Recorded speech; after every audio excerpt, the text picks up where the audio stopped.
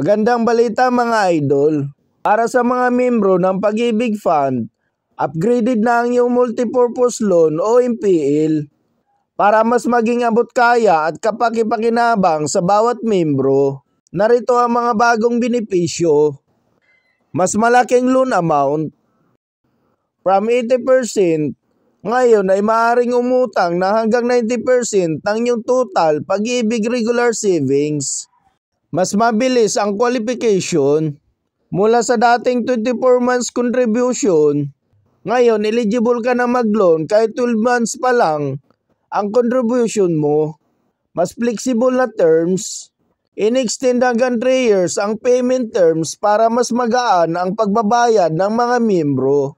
May option din na pwedeng bayaran ng miyembro na mas maaga ang kanilang loan, pwede 1 year or 2 years. At ang maganda pa dito mga idol, ang magiging first payment ninyo pagkatapos ma-approve ang iyong loan ay 2 months pa. Kaya hindi ka agad namumroblema ng iyong pambayad dahil may 2 months ka pang allowance para mapag-ipunan ito. Mababang interest rate. Ang interest rate ay nanatiling mababa sa 1.45% per buwan. Tuloy ang dividends.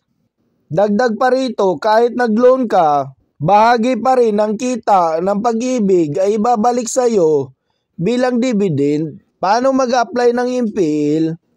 Maaari kang mag-apply online, mag-login sa virtual Pag-ibig o bumisita sa pinakamalapit na branch. Ihanda ang isang valid ID, latest payslip kung available at MDF o members data form. At hintayin lang ang approval. Madalas, 1, 2 or 3 working days lang. Karagdagang impormasyon mga idol. Kahit mayroon kang existing loan, halimbawa housing loan, maaari ka pa rin mag-apply ulit ng multipurpose loan. Pwedeng pagsabayin ang housing loan at multipurpose loan. At halimbawa naman, mayroon kang existing multipurpose loan na na-file mo ng 80% pa, maaari ka ulit mag-apply ng MPL na 90% para maabil mo ang karagdagang porsyento na itinaas nila sa multipurpose loan. Paano mabayaran itong MPL? Kung ikaw ay employed member, ito po ay magiging salary deduction mga idol.